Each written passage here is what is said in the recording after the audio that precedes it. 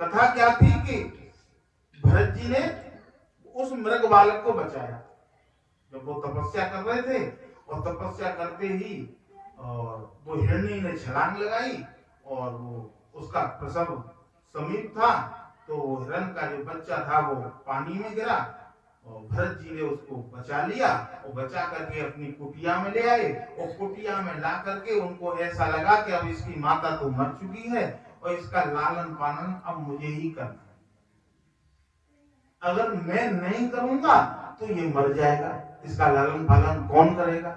उनके अंदर ऐसा भाव आकर के, और आगे कथा चलती है कि जीव मानता है कि मैं दूसरों की रक्षा करता हूं, जीव मानता है कि मैं दूसरों की रक्षा करता हूं।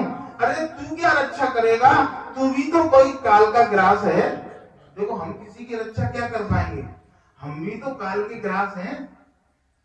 संसार रूपी इस समुद्र में 24 घंटा काल रूप ग्रास घूम रहा है, न जाने किसका क्षण किस समय पर वो पकड़ ले।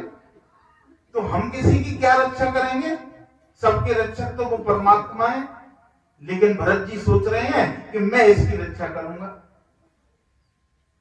रक्षा करने वाले तो वह प्रभु ही हैं, करता हरता ही श्री हरि हैं, पालक और संहार भी श्री हरि हैं। तुम घर में रहो या वन में, तुम्हारी रक्षा करने वाले श्री हरि ही हैं। तुम घर में रहो या वन में, तुम्हारी रक्षा करने वाले श्री हरि हैं। यदि परमेश्वर की कृपा हो तो जो अनाथ हो या सनाथ हो तो भी वह जीवित रह सकता है। परमात्मा की कृपा हो तो वो व्यक्ति अनाथ हो या सनाथ हो तो भी इसका कोई कुछ नहीं बिगाड़ सकता।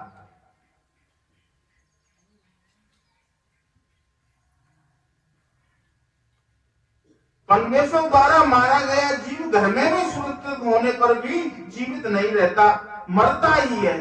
मृग बालक को पानी से बाहर निकालने का तो भरत जी का धर्म था, परंतु रक्षक पिता बनने का जो रिश्ता जोड़ लिया वह अच्छा नहीं था।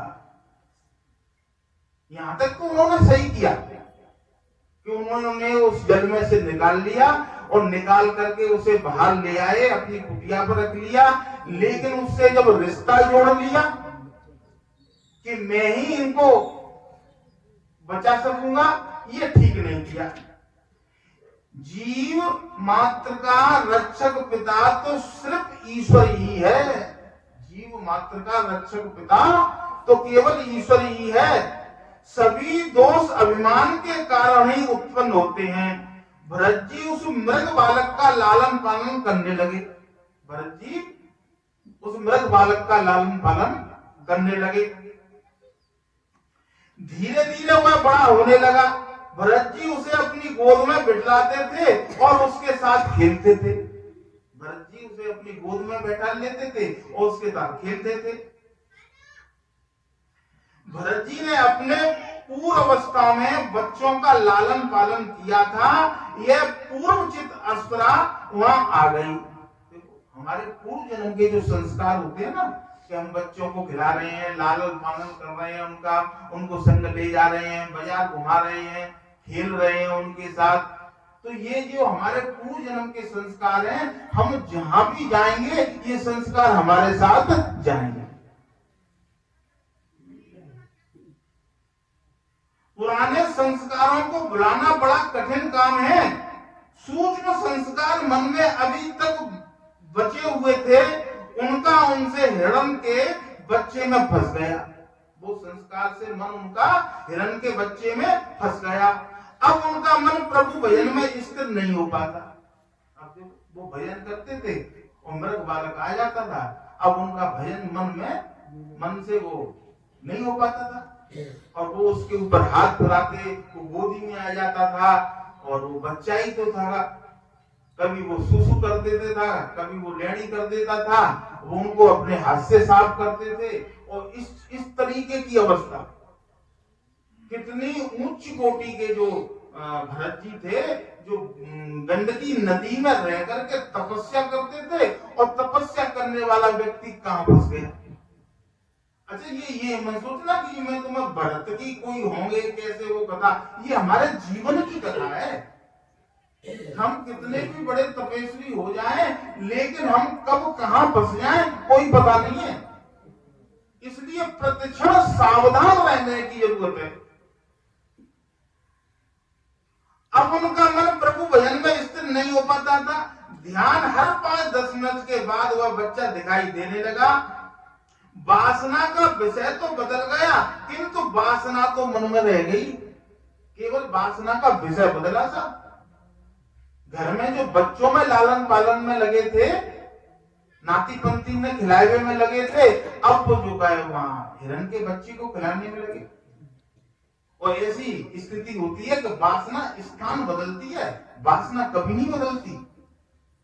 वासना का मतलब जानते हो? वासना का मतलब होता है कि ऐसे समझ लो कि एक बोतल में यदि मिट्टी का तेल भर दिया जाए, उस बोतल को फिर दूसरे दिन खाली कर दोगे, वो सूख भी जाएगी तो भी उसमें दुर्गंध नहीं जाएगी।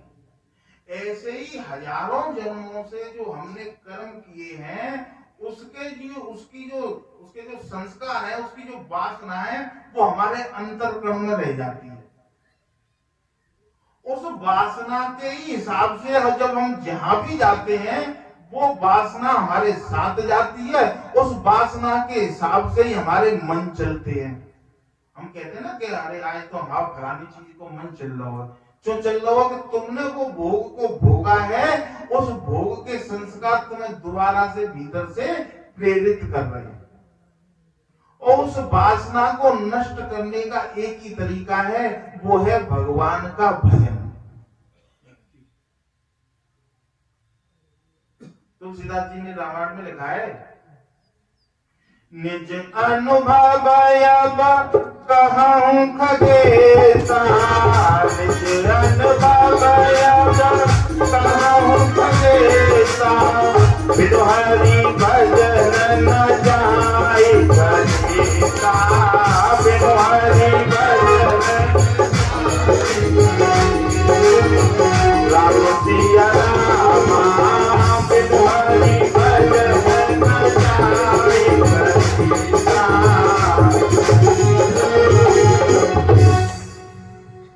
बिना हरि के भजन के हमारा अंतर्करण साफ नहीं होगा, हमारा जो पात्र है वो साफ नहीं होगा। देखो, हाथ पैर आंख नाक ये है बाहर के करण, और मन बुद्धि चित्त और अहंकार ये है भीतर के करण। इसको कहते हैं अंतःकरण, इसको अंतःकरण कहते हैं। और इस अंतःकरण को ही हम कारण शरीर की उपमा दी है। हमारे 3 शरीर हैं, एक स्थूल शरीर, एक सूक्ष्म शरीर, मन, जिसमें 5 कर्मेंद्रियां, 5 ज्ञानेंद्रियां, मन बुद्धि और चित्त, ये सूक्ष्म शरीर। और कारण शरीर में ही ये जाकर के फीड हो जाते हैं हमारे कर्म। जब उसमें फीड हो जाते हैं तो गीता कहती है कि जैसे वायु गंध के हिसाब, वायु गंध को एक स्थान से लेकर के दूसरे स्थान पे जाती है, ऐसे ही जीवात्मा अपने कर्मों को इस जन्म से लेकर के दूसरे जन्म में ले जाती है। अब देखो, कहीं दुर्गंध आए, तुम्हें हवा चले या दुर्गंध आवे, तो आपको ऐसा तो मालूम होगा कि दुर्गंध कहां से आ रही है, इधर से आ रही है। वहां कोई ना कोई दुर्गंध की सत्ता है, जब तो बदबू आ रही है ना। ऐसे ही वासना की हमारे भीतर कोई ना कोई सत्ता है, इस वजह से हमें उस कर्म करने के लिए हमको हमारे मन बुद्धि चित्त प्रेरित करते हैं। इससे छुटकारा पाने का एक ही तरीका है, और दूसरा तरीका है सत्संग। जैसे आपने किसी बासन में प्याज लहसुन की सब्जी खाई, प्याज लहसुन की, अब उसको तुमने ढंग से नहीं मांजा, खाली करके धो के रख लिया। अगर तुम उसमें कोई फल काट करके खाओगे तो तुम्हें उस फल में भी प्याज की दुर्गंध आएगी। क्यों? तो उसमें पहले से प्याज की दुर्गंध थी, फल में भी आ गई। तो अब वो कैसे दुर्गंध जाएगी उस पात्र में थे कि अब आप कहोगे भाई जूनाते लेके जोड़ते मारो, है ना। तो ऐसे ही कहा है हनुमान चालीसा में कि श्री गुरु चरण सरोज रज, गुरु के चरणों की रज से निज मन मुकर सुधार, अपने मन रूपी दर्पण को मांझ। श्री गुरु चरण सरोज रज निज मन मुकर सुधार, वर्णव रघुवर विमल जस जो दायक फल चाह। जब तुम इस मन रूपी दर्पण को साफ कर लोगे, श्री गुरु की चरण रज। देखो श्री गुरु की चरण रज का मतलब ये नहीं है कि तुम वाके पैरन की धूले लेके माथे पे लगाओ, जाते कोई लेनो देनो ना है जी, तो आपकी एक श्रद्धा है कि तुम पैर छू ले दो गुरु के। लेकिन श्री गुरु चरण का मतलब ये होता है उनके सानिध्य में बैठ करके, जैसे जो हम तुम्हें बात बता रहे हैं, इन बातों से अपने मन को साफ करना है। वह है श्री गुरु चरण रज। तो भरत जी के अंदर पूर्व के संस्कार उदय हुए, और संस्कार उदय होने से वो मृग बालक में फंस गए। ऐसी हालत में इसकी अपेक्षा गृह जीवन में कौन सी बुराई थी? जब तुम्हें यही करना था तो फिर घर में नाती पंक्ति में क्या बुराई भाई? ताकि तो बिन्हीं के संग खेलते रहते, जब मृग बालक के संग तुम्हें खेलना है। तो ज्ञानी को तो मन को भी मारना पड़ता है। भरत जी ने मृग बालक को घर में रखा, वह ठीक तो हुआ, किंतु उसे जो मन में भी रखा वह ठीक नहीं किया। संसार को छोड़ करके कहां जाओगे? जहां भी जाओगे संसार वहीं उपस्थित हो जाएगा। तुम जहां भी जाओगे संसार वहीं उपस्थित हो जाएगा।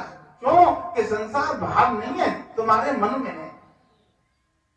अगर मन में संसार नहीं होता तो सोने के बाद में फिर संसार क्यों दिखाई देता है? सपने के रूप में तो दिखाई देता है, और वही चीजें दिखाई देती हैं जो हमारी वासना में है, हमारी कामना में है, जो हम सोच करके सोते हैं वो दिखाई देने लगता है।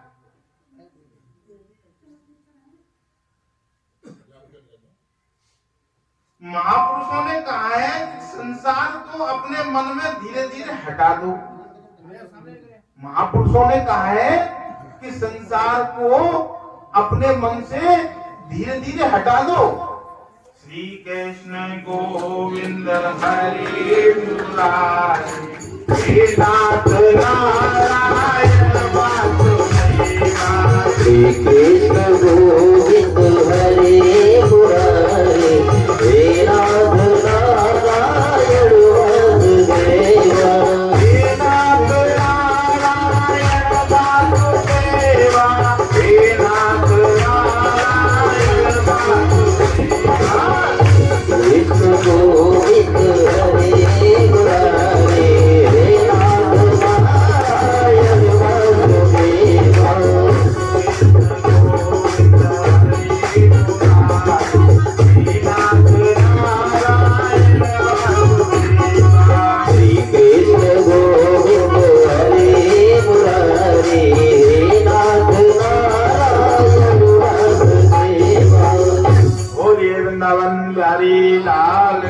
जय हो। किसी को भी घर में चाय रख लो किंतु मन में मत रखो। किसी को भी घर में भले ही रख लो लेकिन मन में मत रखो। मन में या तो काम को ही रखो या फिर ईश्वर को। दोनों साथ साथ रह नहीं पाएंगे भाई। देखो जहां काम है वहां राम नहीं है, और जहां राम है वहां काम नहीं। एक ही चीज रहेगी। प्रेम गली अति साकरी, जामे धो न समाए। जब मैं था तब हरि नहीं, अब हरि है मैं ना। इसमें दो नहीं रह सकते, एक ही रहेंगे। या तो संसार रख लो या भगवान को रख लो। भजन और भक्ति में बाहरी संसार नहीं, आंतरिक संसार बाधा रूप है। भजन में और भक्ति में तुम समझो बाहर का संसार बाधक है, नहीं, आंतरिक संसार बाधक है। सत्संग में बैठ के भजन करते हुए दुकान याद आ रही है तो दुकान तुम्हारे पास थोड़ी चल के आई है, दुकान तुम्हारे मन में बसी हुई है।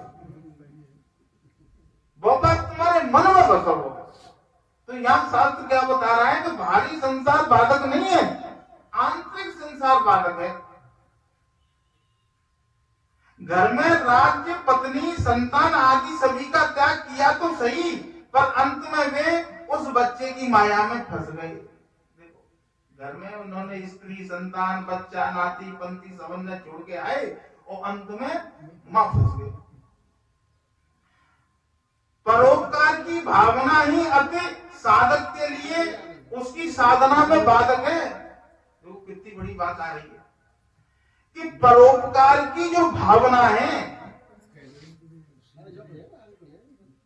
साधक के लिए सबसे ज्यादा वही बाधक है। भरत जी ने परोपकार किया, मेरे को बालक को निकाला, अपने घर में रख लिया, तब के वो साधक थे, योगी थे, भगवान को पाने के लिए घर छोड़ा। उन्हें इस परोपकार के चपड़े में नहीं पड़ना चाहिए था। उन्हें ये सोचना चाहिए था कि मारने वाला भी भगवान है और बचाने वाली भगवान है, मैं क्या करूंगा। तुलसी फिरवा राम का सींचतऊ मुरझाए, और राम भरोसे जी रहे पर्वत पे लहराए। जो भगवान के भरोसे है वो तो पर्वत पे हरो भरो रेत हुआ है, और घर में तुम तुलसी के पौधा है, रोज पानी दे रहे हो, धूप से बचा रहे हो, पूजा कर रहे हो, तो तुलसी मुरझा रही है। क्योंकि वो तुम्हारे भरोसे या वो भगवान के भरोसे होती तो अरे परोपकार की भावना ही अति साधक के लिए उसकी साधना में बाधक होती है। परोपकार के पचड़े में अधिक मत फंसो। जिसे भगवान की प्राप्ति करनी है, जिसने भजन करना शुरू कर दिया, वो परोपकार के चपड़े में ज्यादा नहीं पड़ना चाहिए उसे। भाई ये सबसे बड़ी व्यवस्था है भगवान को भजन, और जितनी भी व्यवस्था है सत्कर्म की भी सब जाते सब छोटी हैं। आदमी बिना तो बड़ी मानता है, चौकबा में दम है, दिखावा है, चार आदमी तारीफ करेंगे, लेकिन भगवान की भजन रूपी साधना है भाई बहुत छोटी मानता है, चौको वो कहो को दिखाई ना देगा।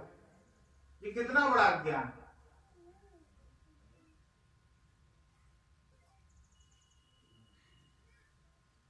एक दृष्टांत आता है इस बात को ही समझने के लिए।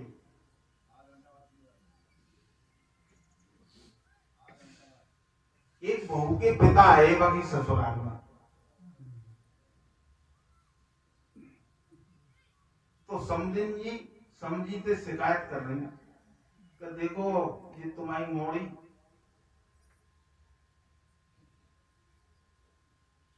सब तो घी खा जाते हैं, दही जी खा जाए, मक्खन जी खा जाए, लौनिया जी खा जाए, मठाई जी पी जाए। तो फिर समझी जी बोलेगा भाई तो मोड़ी बाबरी है, जब दूध में ते मक्खन हो, दूध में ते घी है, तो फिर दूध ही है, चौनी पिए, इतनी चीजें अलग अलग चौ खाएंगे, भाई तो मोड़ी बाबरी है। तो बात ये आ रही है कि सबसे बड़ी साधना जब भगवान को भजन हुए, तो हम बात बात पर काय को बोल रहे हैं जी, कितनी बड़ी अज्ञानता। इसलिए यहाँ कह रहे हैं कि साधक में सबसे ज्यादा बाधक है जो परोपकार की भावना है। ये सत्कर्म उनके लिए बताए गए हैं जो बेचारे जा चीजें ना जानते, सत्संग से ना जुड़े, और सत्संग से जुड़ जाते हैं तो वो ज्यादा प्रपंचों में नहीं पड़ते हैं, वो तो केवल परमात्मा पकड़ लेते हैं बस, बाकी और सब काम अपने आप होता चला जाएगा। क्योंकि परमात्मा से ही सब कुछ है, भगवान से ही सब कुछ है। एक तो नाम पकड़ लो भगवान का, और एक स्वरूप पकड़ लो, चाहे चतुर्भुज रूप भगवान का पकड़ लो, चाहे राम रूप पकड़ लो, चाहे ओम से पकड़ लो, चाहे कुछ भी पकड़ लो, एक रूप और एक नाम ऐसा पकड़ लो, बस उसी को 24 घंटे ध्यान में रखो और उसी के जपते रहो, वही तो तुम्हें नैया पार है। कछु करने की जरूरत ना है, सबसे बढ़िया साधना बता रहा। परंतु परोपकार ऐसे तो ना किया जाए कि जिससे प्रभु का भी दुश्मन हो जाए। भाई परोपकार चलो मन है तुम्हारा करने का, भगवान ने हमें कुछ दवा है, भगवान की कृपा से हम पे हम समृद्ध हैं, तो लेकिन परोपकार ऐसा भी तो नहीं किया जाए कि जिससे हमारे भगवान के हमारे बीच में दीवार आ जाए। परोपकार में हमारा भगवान का भजन छूट जाए, सत्संग छूट जाए।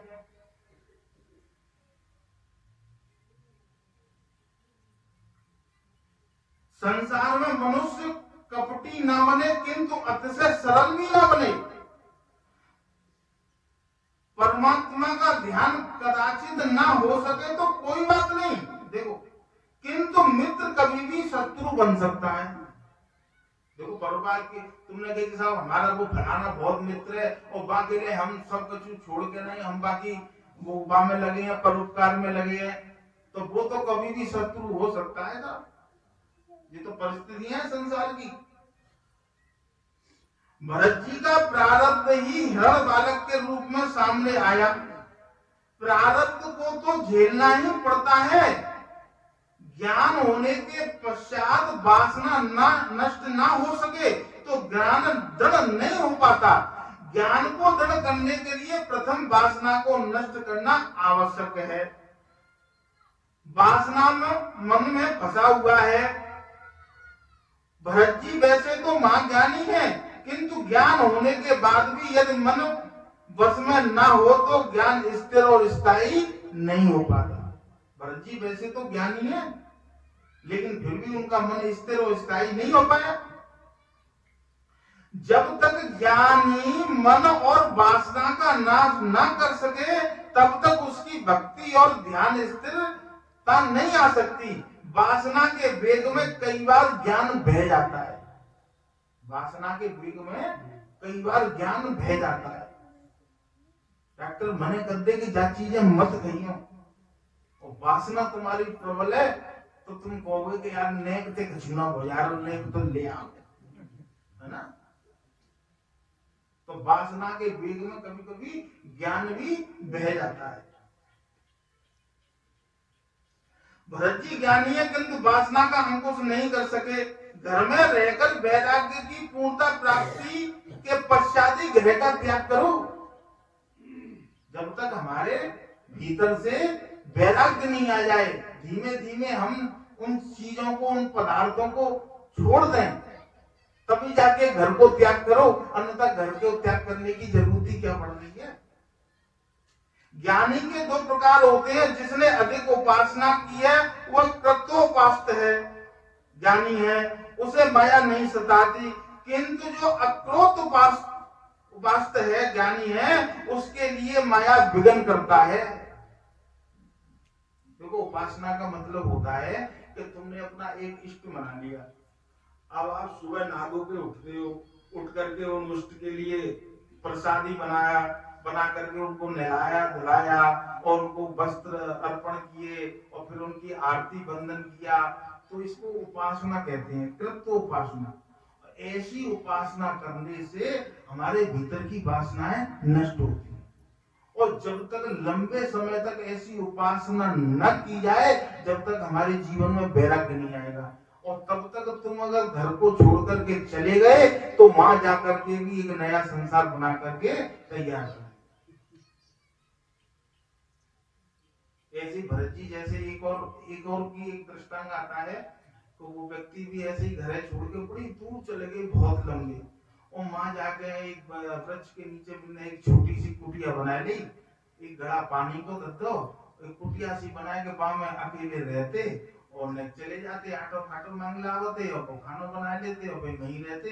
राहगीर निकल के जाते, पानी वानी पिए, उनसे बोलते बतराते चले जाते।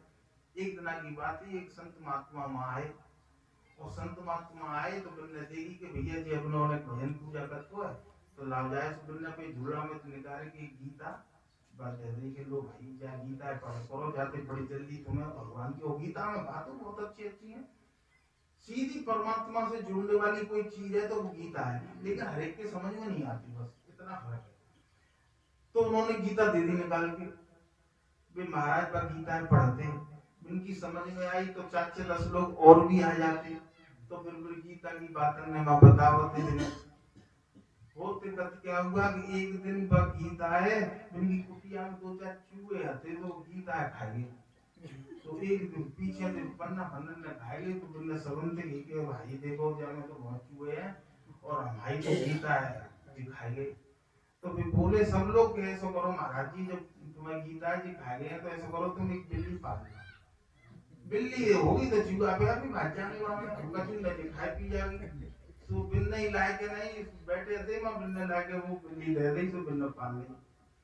अब वो एक आंख में दौड़ पड़ेगी कि गवाए का दूर हो लाना पड़ेगा, सो अब्बे बाके काले दूध लावत। अब बिन ने कही कि भैया जी तो बड़ी आफत पड़ गई, तो क्या करो जाए कि महाराज अब ऐसा करो, तुम ज्यादा बुआ तो एक गैया ले लो, और गैया तुम्हारा काम चलत रहेगा या बिल्ली को काम चलत रहेगा। तो बिन नहीं आएगा, माँ गैया बांधवा दी। अब वो गैया बंध गई तो बिन पे और काम को लोड पड़ेगा।